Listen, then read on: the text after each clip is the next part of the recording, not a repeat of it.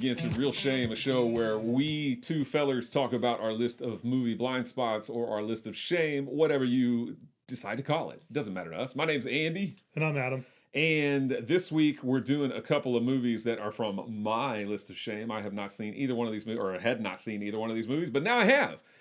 And starting off on Monday's episode, what movie are we going to do today, Mr. Adam? All right. This week we're diving into two real-life stories about basketball coaches. I know if you've seen the show, you know Andy is a fan of basketball. That's right. He wears basketball caps and whatnot. So I don't think I've seen a lot of basketball movies. And I have. So I wanted, and now you've seen two more. So this week we're focusing on basketball movies. And the first one we're going to focus on is 2005's Coach Carter. So this follows a real-life story of a high school basketball coach who makes his students sign an academic contract and abide by it in Coach Carter. I'm going to give you contracts. If you sign and honor your side of them, we are going to be successful. Damn, do I get a signing bonus for signing this contract? Yes, sir. You get to become a winner. Because if there's one thing I know, it is this. The losing stops now. Starting today, you will play like winners, act like winners, and most importantly, you will be winners. If you listen and learn, you will win basketball games. And gentlemen, winning in here is the key to winning out there.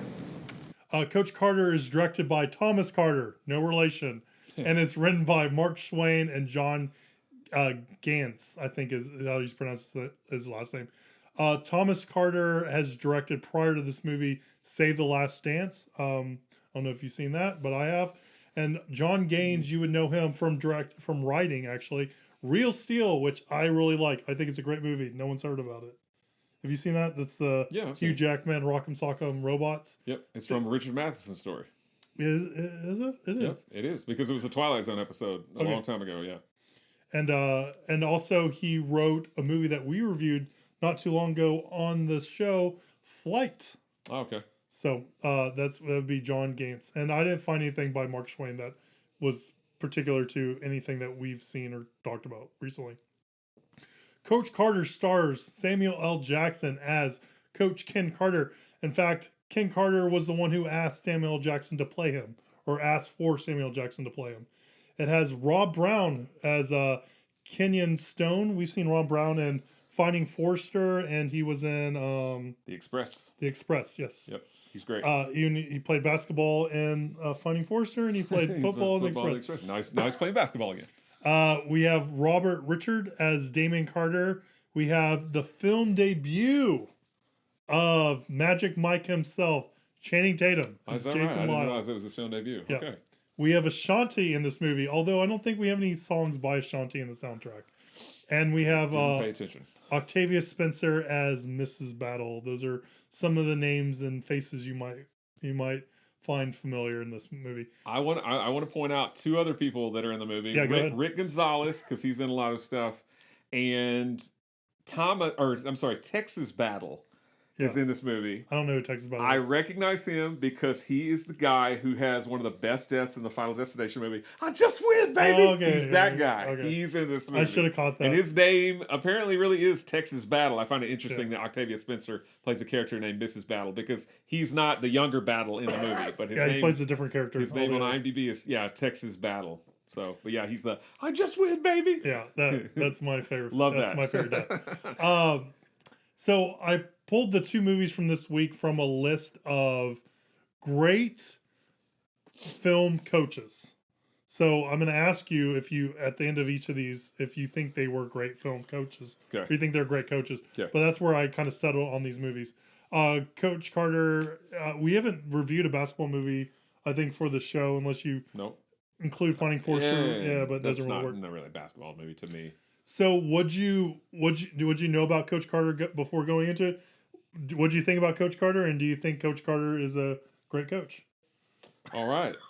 Excuse me. What did I know about Coach Carter? I have seen the poster for this movie many times with Samuel L. Jackson kind of standing there. In fact, after I watched this movie, I was just putting it on Sling or something, and it was like Coach Carter now on TBS or whatever. Like I couldn't get away from Coach Carter after I saw this movie. But I didn't really know a whole lot. Obviously, I knew it was about basketball, but I didn't know that it was based on a real life guy when I saw it. I just thought it was a fictional film made up. But I liked this movie. I thought it was good overall. Again, I think that people like Rob Brown elevate this movie because Rob Brown is good. And again, we've seen him in The Express, as you said. We've seen him in Finding Forrester. Both of those are really good movies. Yes. I know he's still acting. I feel like I haven't seen him in a while, or if I have, I didn't realize. But he's a great actor. He's he deserves to be in. Well, I'm not saying he deserves to be in more stuff because I don't know what he's in these days, but I think he's he deserves to be in more things, I guess, that I've seen. Or I need to get around to seeing more stuff. But I think people like him elevates the movie. Again, Octavia Spencer, this is kind of a smaller role for her. She's always good. Samuel L. Jackson is always solid, basically, everything he does. And I do think he plays a good coach. And I do think he's perfect for this kind of role as coach and disciplinarian that makes his students sign the contract. I think that overall the kind of the subplots of the movie, so not just the basketball stuff, the Rob Brown Ashanti, pregnancy stuff. I actually think all that stuff is fine. Like I think it gives you kind of a good insight into some of the players. Rick Gonzalez is the character who's like, what's this, his cousin or something? It's like a drug dealer. So he's kind of working with him, something like that. And then his cousin gets shot. So it's got some kind of subplots and stuff, but I didn't feel like that detracted from the movie. I thought that they balanced it pretty well. The stuff on the court, the stuff that's happening in these kids' lives.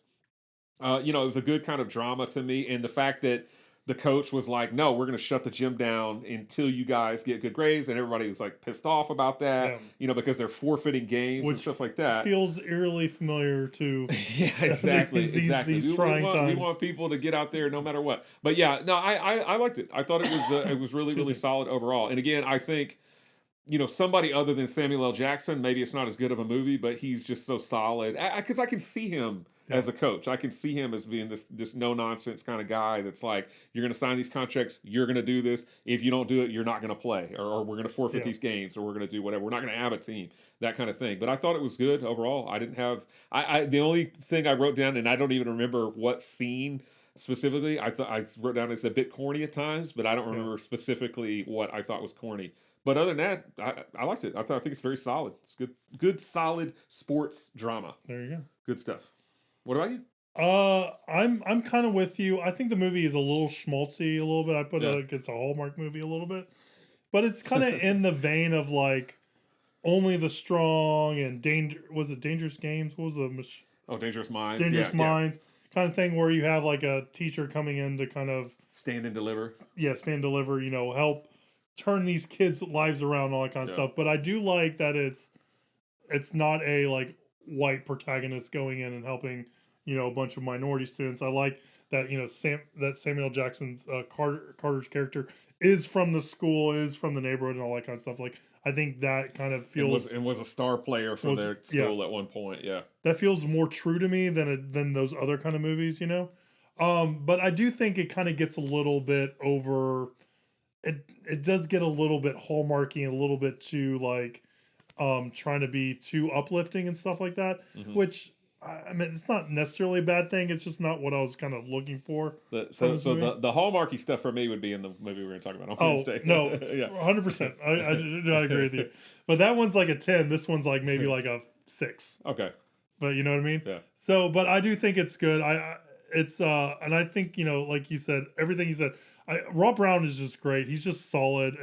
I'm with you. I wish he was in more things. We get to see him more. Samuel Jackson, always solid in this movie and all that kind of stuff. I didn't really care much about all the side plot lines and stuff. I don't know. I kind of liked them. I could have done with or without him. Nothing really like pulled me in and stuff like that. It just kind of was like, let's get to like the story and stuff like that. I'm surprised. I'm wondering how much of this actually, you see in the movie, it's like being on the news and all that kind of stuff. Mm-hmm. And I wonder how much this actually was on the news. I wondered the same thing, especially when he basically holds like a press conference outside the gym, and there's tons of reporters. And I wrote down like, why would that many reporters care? Like, was it really that big of news? Yeah, I thought that was a little weird. So I thought that was interesting, but This is like has like a over 7 rating in IMDb and stuff like that. Like it's really high. So I mean, I think it's good. It's just one of those movies that when I looked at the box art, I thought this movie's not going to be good. Like this just looks not great and all that kind of stuff. But it was really, I was nice to know that it actually is a pretty solid movie underneath all that stuff. Just it don't judge a book by its cover, right? Or movie by its box art and all that kind of stuff. Well, and don't judge a movie by its release date, because I see it was dumped into theaters in January, and that's usually not a good sign. Most of the time, studios dump their crap out in January. Not always, but a lot of times they're like, we got to release these movies, so let's just release them in a dead month. Venom, Venom 2, Morbius. So, but the fact that this came out in January, I think it's a solid film. I did want to mention that Thomas Carter, the director, he knows a little bit about basketball because he was an actor before he was a director. And he played a basketball player named James Hollywood Hayward on the television show The White Shadow back in the late 70s and early 80s. I know that show because I have the seasons on DVD, because I always liked it. I didn't see it when I was a kid. I was too young, but I saw it when it came out on DVD, when they released the seasons on DVD, because I'd always been interested in watching that show. So I think I got the seasons. I'm sorry? What is the White Shadow? I think it refers to their coach, because it's like a white coach. So it's like a Friday Night Lights kind of thing. It's like about a basketball team or something like that. Yeah. Gotcha. But I think it ran for 3 seasons. But Thomas Carter was one of the players on the team on that show. Cool. Yeah, so he knew a little something about some basketball. He did. Yeah. I think it's a solid movie. I think we both think it's a pretty solid movie. Nothing really too deep to dig into and stuff like that, but I do think it's, like I said, if you looked at it and you're like, I don't know, this isn't Samuel Jackson's a coach, it looks kind of weird. Yeah. Maybe not something I'd like. I'd say give it a shot. It's solid. Yeah. Most def. I was gonna say that basically the real life Ken Carter was on set every day and said that Samuel Jackson's portrayal was pretty accurate. That's good. If his portrayal was inaccurate, do you think he would have made Samuel Jackson run some suicides? I think he should have. Yeah. Made him do like 1,000 push-ups. Yeah, I know the amount of push-ups those guys had to do. I mean, of course, I'm fat and out of shape. I mean, but he's like 500 push-ups. I was like, I don't think I've ever been able to do 500 push-ups in my life. I don't even think like Arnold Schwarzenegger or The Rock could do like 500 push-ups. Yeah, that's crazy. And sometimes it was like 1,000, and like I was like, no, maybe like 1,000 over like 10 years. I could do that maybe. Have you heard of like rhabdo? What? Rhabdo? It's like a no. It's basically like you work out your muscles so much that like they start producing like toxic things and it can be really bad for you. It's from people that over exercise and stuff like that. Like it was really prominent in the CrossFit community. Don't at me for that. So I was like, some kid's doing 500 push-ups. He's definitely getting rhabdo. And also on this is the highest opening weekend of any release from an MTV film, according to the IMDb trivia. So it had was it 24 million the week of January. So even though it was dumped in January, still had a high opening. It did better than Joe's Apartment. What other, I'm trying to figure out what other MTV releases there are. Well, I forgot until you just said that this was an MTV film, because you have the Moon Man in the beginning. I think but I think typically that turns me off. Like when I see this is an MTV film, I think I don't want to touch that thing with a 10-foot pole. But I say don't let that fool you. Don't let that sway you. Definitely, this is a cut above, I would say, most MTV kind of films. I think that's the story of this movie. Is it may look off-putting, it may not look interesting, but it's actually there's gold there. Yeah, it's good. It's good. It's a good, solid kind of crowd pleaser movie for sure. Good drama. All right. Well, anything else? Oh, where do the critics fall on this bad boy? So it's 64% fresh on Rotten Tomatoes, 85% audience score. Roger Ebert in print gave it 3 stars out of 4, and Leonard Maltin gives it 2.5 stars. All right. So favorable. Everybody's favorable. Yeah. Well, on these Monday episodes, we always like to talk about what we've been watching, and so I'm going to toss it over to you since I'm talking. All right. What have you been watching? All right, I watched a couple of movies that are currently on Hulu, and these are kind of smaller, more independent kind of films. The first one is called Small Engine Repair. It stars my favorite actor, John Bernthal, Shea Whigham. Okay, well, I know you like. I'm surprised you watched it with John Bernthal. Yeah, I'm not a big John Bernthal fan, but I did watch it. It has John Bernthal, Shea Whigham, and it's written and directed by a guy named John Polano. I guess that's how you say his name, Polano, and he also stars. So those are kind of the 3 guys: John Polano, Shea Whigham, and John Bernthal. Does it have a small engine that needs to be repaired in it? Well, so John Polano's character has a little shop where Okay. he repairs small engines, but the movie, it's more kind of a slice of life, almost kind of a hangout movie, deceptively so, because later in the film something bad happens, or it's so it has more depth to it than you might expect, unless you don't go into it blind. If you go into it kind of knowing what happens in the movie, then not. But I went into it not really knowing. It was on somebody's top 10 list or something, and so I thought, well, it's on Hulu, I'll watch it. So I checked it out. I thought it was pretty good overall. I mean, it definitely takes a while to get where it's going, but once there's that kind of central idea that springs forth in the movie, I think it gets a lot more interesting to see like what's going to happen, what's that kind of thing. So I would say it held my interest, and I'd say it was decent overall, even though I'm not the biggest John Bernthal fan. And I'm still not the biggest John Bernthal fan after seeing this movie. The other movie that I want to mention that's on Hulu, real quickly, because I want to get to these last two movies, The Killing of Two Lovers is on Hulu. That's another kind of indie film that I heard was really good. It has Klain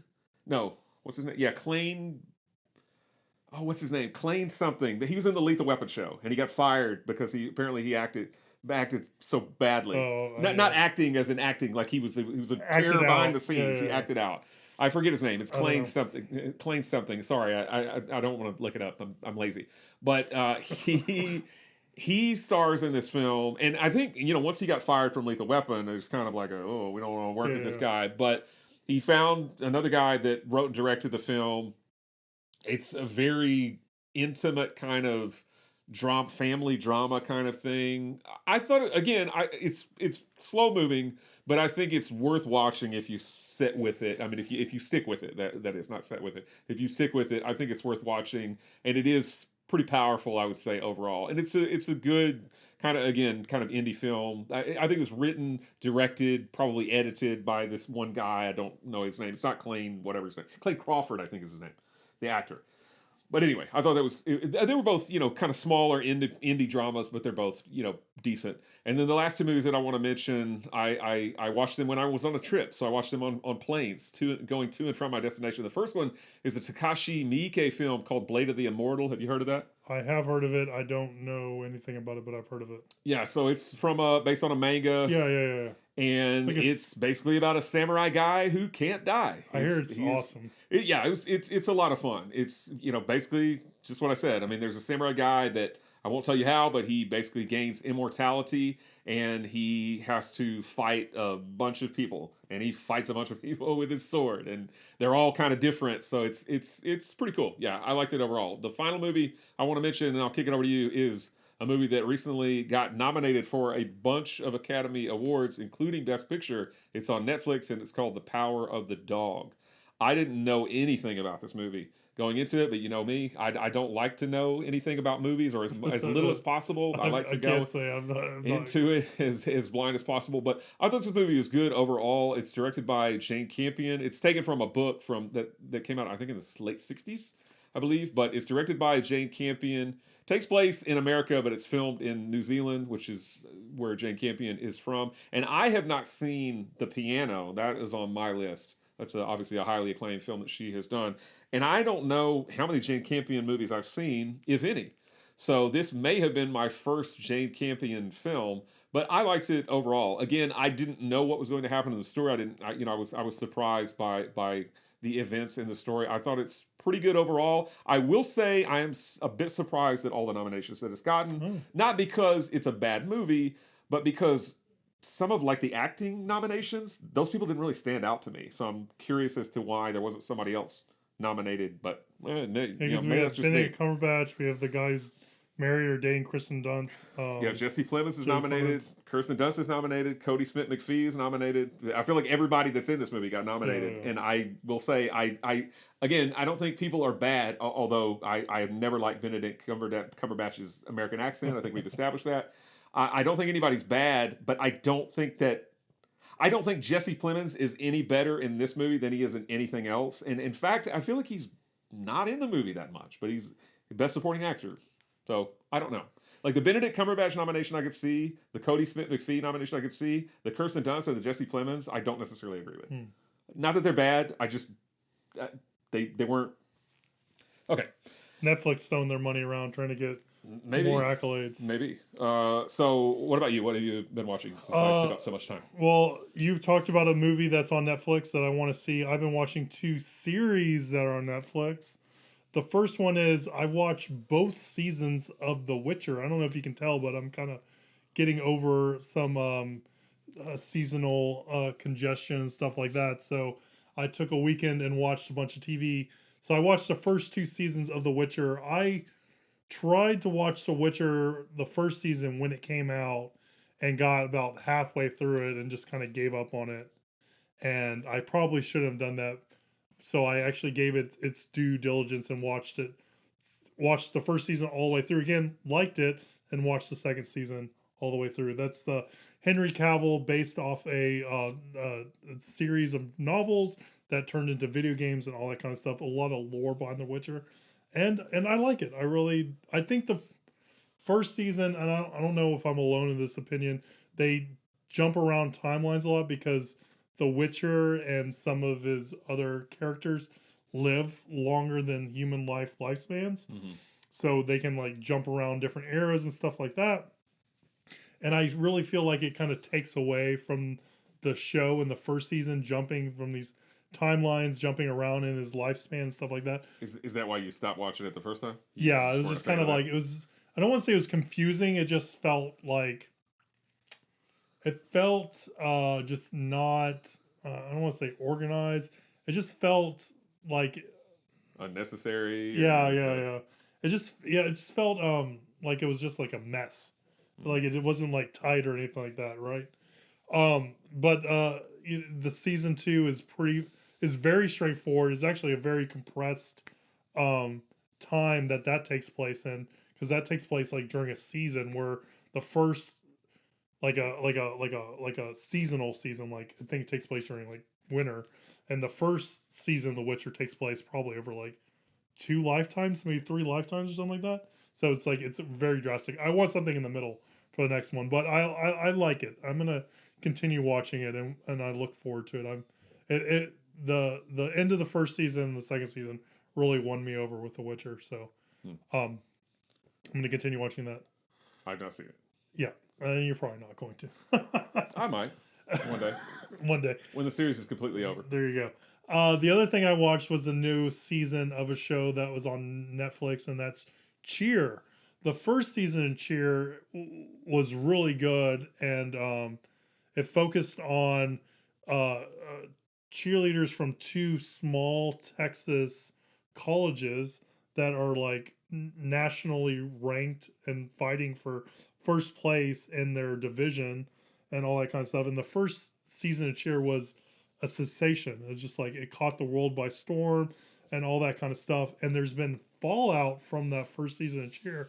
I'm not going to spoil it for you. I'm sure if you excuse me, I'm sure if you paid attention to the news, you would know what that is and all that kind of stuff. And the interesting thing about the second season of Cheer is it deals with all that stuff from the first season of Cheer. So you get to see like what this immense popularity does to all the people and all the people behind it, and also kind of what some of the things that the people do from the first season that are kind of affect everything. It's really interesting because you kind of get this a closer look of like what was happening in that first season, or what kind of happened after that first season, stuff like that. It's an interesting portrayal. Does any of that make sense? Uh-huh. Excuse me, sorry. So I enjoyed it. And for those of you who are kind of hesitant to watch it because of what happened, because of someone from the first season, I will say that they do address it in the second season, and it's interesting the way they addressed it. So, without too spoiler on that. So that's what I've been watching. I'm watching some Netflix stuff, watching The Witcher, and watched the second season of Cheer. All right, so we followed along with Coach Carter as he coached his basketball team to victory. What did you decide to pair Coach Carter with? All right. Well, like I said a little bit earlier, I found a list of like really good really good coaches and stuff like that. And right on the list with Coach Carter was another coach, and that's in I was looking for his name. His name's Al, and it's in the hurricane season. It's a movie I didn't even know existed until I saw the the listing on there, and looked into it, and it had Forrest Whitaker. It was about basketball, and they said he was a good coach, and I figured, hey, why not pair that with Coach Carter? So that's what we're going to watch on Wednesday. We're going to watch the hurricane season. All right, guys. Well, that was everything we've been watching. Me coughing and Coach Carter. Let us know what you think of Coach Carter. Leave a comment down below if you're watching YouTube, or shoot us an email. Get this man some water. Give me some water. Like, subscribe, share the show, do all the social media stuff. And we'll see you Wednesday when we figure out if the hurricane season should have been delayed or not. We'll see you soon, guys. Bye.